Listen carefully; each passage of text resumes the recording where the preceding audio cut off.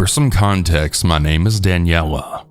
I'm 19 years old and I also happen to have a physical disability. I'm part of a group of people that has the same disability as me. The group is run by an organization that helps people like myself and is actually based where I live. The group is composed of local people as well as people from all over my state, so we usually meet by Zoom. Last summer though, the coordinator of the group, who I'll be calling Marie, actually announced that she was planning an in-person event that would last a week and was going to be where I live and where the organization is based out of. The aim of it was to just get us together and do different activities that would build up our confidence as people with disabilities, as well as to finally meet those of us who we didn't know in person. Originally, only females would be going. However, these two guys asked Marie if they could join in last minute. We were going to be staying at this hotel due to conveniences because it was so close to some of the places we would be visiting, as well as the train station, which was perfect for us. We arrived at the hotel on Monday, and the two guys were already there, as well as my friend Melissa, who was from here. I had arrived with my friend India, and pretty much immediately upon getting there, we all just mingled in the lobby. More people would be coming later on. Now, this is where the story really starts. One of the guys was the ex-boyfriend of someone else who wasn't involved in the event. I had met him only once through a phone call while hanging out with his ex and some of my other friends. His name was Domingo, and he had immigrated here from Mexico. Now, it's important to mention that I'm actually Mexican as well, and Spanish is my first language, and I'm obviously fluent. And Domingo was taking English classes and spoke with a thick accent. Looking back on it now, I think the fact that I'm also Mexican and spoke fluent Spanish, as well as me being female and much younger than him, really made him gravitate towards me. As we were just mingling in the lobby, Domingo and I had caught up and he had met India, who I would be sharing a room with along with Marie. We had a big suite type room. So after getting settled and the rest of the people came, the whole group met in our room. That night was spent in our room basically having a pizza party, and the whole time Domingo wanted to sit next to me specifically out of everyone there. I thought this was kind of strange because he had come with his roommate who also speaks Spanish. That night after everyone had left, India and I were joking about it. India kept saying how he wanted to turn into my future husband, and I just laughed. The next day we went into the mall, but as we were on the bus, Domingo began bringing up the topic of dating, and he told me he liked me. Now, I should mention right now that I'm actually gay, and I was obviously not interested, and I had a girlfriend who's still my girlfriend to this day. I told him this, and he said, "What? I wasn't really expecting that from a girl like you." I'm a very feminine type of girl, which I guess is what he was talking about. He then went on this tirade about how I was being manipulated by my friends and girlfriend to be gay, and how he thought that with the way that I was that I would have men swarming around me just wanting to be with me. He literally said, "I have a feeling that if a man treated you right, you would fall in love with him right away." I told him never. We arrived at the mall and we went to have lunch, and again he sat at my table. While we were waiting, we had started talking about Mexico, and migrants came up. Domingo began being racist towards Haitian migrants, and he had called them a racist slur. I just looked at him and I nervously laughed, and I asked why he said that. And then he went on another racist tirade. All day in that mall he stuck to me, and he kept putting his hand on my shoulder as we would go places. I'm not even playing when I say he actually went into Bath & Body Works with me and a bunch of my friends. And out of everyone that was in Bath & Body Works, he was the only guy there, and he was just following me around there as well. So later that night at the hotel, my friend Melissa had invited us down to eat at the lobby. India was tired and she didn't go, but Marie and I did go. When we got there, Domingo was there, and he had even called me over to sit with them. Once again, he brought me up being gay, and he kept asking questions that made me really uncomfortable. and he kept asking where India was and kept saying she was crazy, which again was really weird. And then the next day, it got even more weird. We did some more activities around the city, which included getting on the train yet again. While on the train, he obviously sat next to me, and it became a whole nother level of awkward, because now he was hugging me and he played me this famous Mexican love song, and he said that he dedicated it to me, and he even tried kissing me, which I told him hell no and that I wasn't comfortable with that. He acted apologetic, and he said he respected me if I wasn't ready for it yet. During lunch that day, Solana, one of the moms of the group members, had pulled me into the bathroom, and both her and Marie were there. We had started talking, and I found out Domingo actually had a reputation within the organization itself for being a player. They told me to be careful and to tell them if he tried anything because they know I'm gay and that I've never dealt with this kind of thing. Again, throughout all the activities, he stayed stuck to me like glue, and I seemed to be the only person he talked to. He would also constantly squeeze my knee and try putting his hand on my shoulder and more. Even my friends noticed him being weird, but they also thought I liked him back because I was joking around with him and also laughing too at some points. Which, looking back on it now, is probably why he kept trying to take things even further. Throughout all of this, I told my girlfriend Fabiola what was going on, and she was disgusted. After the event ended, Domingo would constantly send texts asking me how I was, and he would call me. What made it so awkward was that every time he called, he would bring up how I was everything that he wanted in a girl, and he really hoped I would come around. He would also talk really bad about his ex-girlfriend, saying how she was living a miserable life, that she deserved it, and he would call her family names as well, saying that her mom was weird and basically twisted what happened with his ex to make it look like her family was humiliating him. Also, he would go on long racist tirades about Fabiola, who belongs to a certain Native American tribe from Mexico and the US. He would call her all sorts of names and make fun of the way she talks and dresses. Now, Fabiola has some mental disabilities as well, and she has a very unique personality. So him making fun of her like that really pissed me the fuck off. He would also want to get very personal, asking inappropriate questions about our relationship and just making me really uncomfortable. He would go on these tirades accusing Fabiola of manipulating me and trying to convince me that he could basically make me straight and that he was somehow better than her. The whole time he would go on these tirades, I would kind of just laugh because I was having major anxiety and I didn't know what to do or how to handle it. Fabiola would keep nagging me to tell Marie or Solana, because obviously he wasn't going to stop bringing it up. But I would just tell her that it wasn't a big deal because it was just talk. It lasted for a week like this.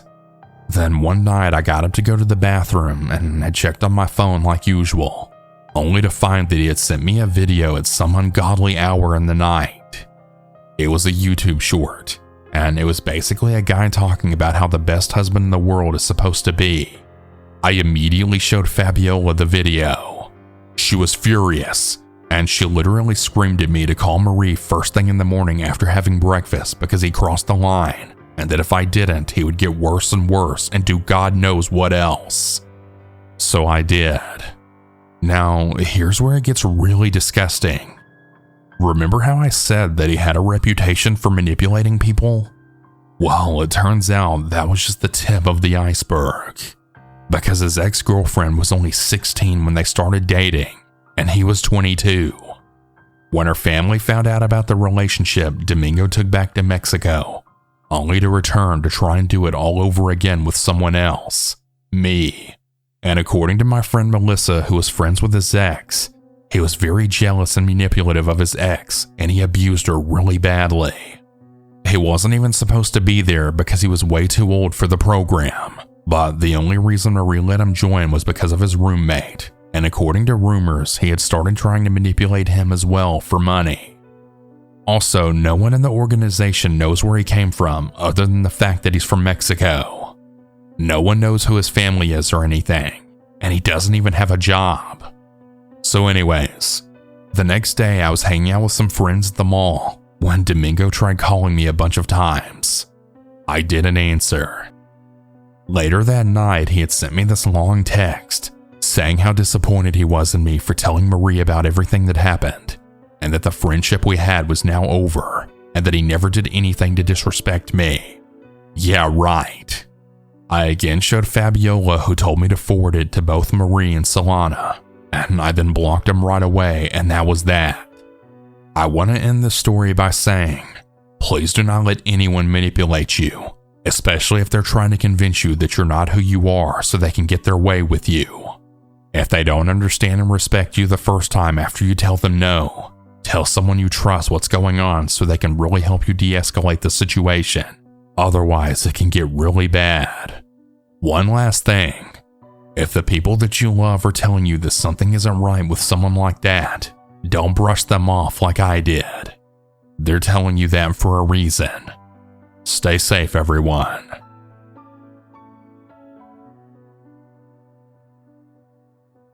I want to start off by saying that I'm a 17-year-old female, and this incident happened to me around 2 months ago when I was still 16. I was out doing some afternoon shopping with my aunt and mom, and we had just left and had just reached our car. That's when suddenly I had spotted a white car parked right next to us. And mind you, I wasn't even in the car yet when I had made eye contact with a black male who looked to be around 27 years old. And I remember feeling very uncomfortable right at that moment. The way he looked into my eyes really made me shiver and get my adrenaline rushing. So I rushed myself into the back seat of the car and closed and locked it as soon as I sat in there. That's when I saw from the corner of my eye that he had opened his doors just so slightly at an angle that only I could see from. I didn't want to make eye contact with him since I could still feel his stare on me. That's when I could slightly see him having something in his hand, and my first instinct was that he had a gun on him. So naturally, I turned to look at his hand, and although I felt relieved that he didn't have a gun, I was absolutely disgusted when I saw the side of his junk in his hand, all while he was looking at me with a disgusting grin. My heart dropped at that exact moment, so I yelled at my mother to hurry up and get out of the parking area. She looked at me confused as to my tone, and I just yelled at her again to hurry and get the hell out of there. And I had started crying, and she was asking me over and over what happened. I explained to her what that creep did, and then she got furious over the situation. Something that also doesn't sit right with me though is the fact that that disgusting creep parked right next to us when the rest of the parking lot was empty. That was the first red flag, and then also the fact that I look like a 12-year-old, and that many people confuse my age. So I know I look younger, which could mean that the pedophile is most likely preying on young innocent girls. So to that disgusting pedophile that showed me their junk, fuck you.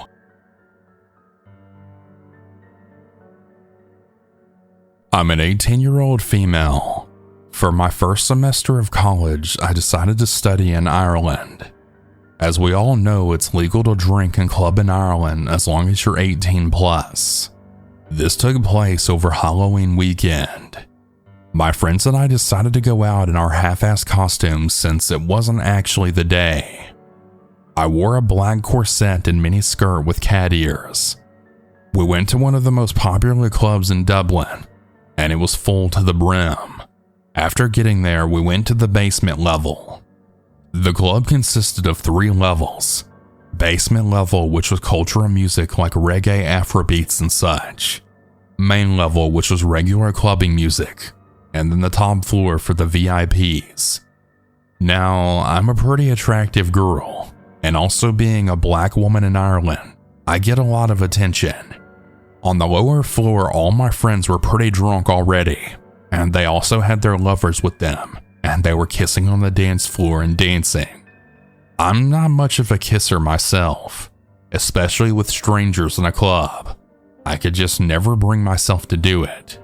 But it was Halloween weekend, and my friends wanted me to have fun.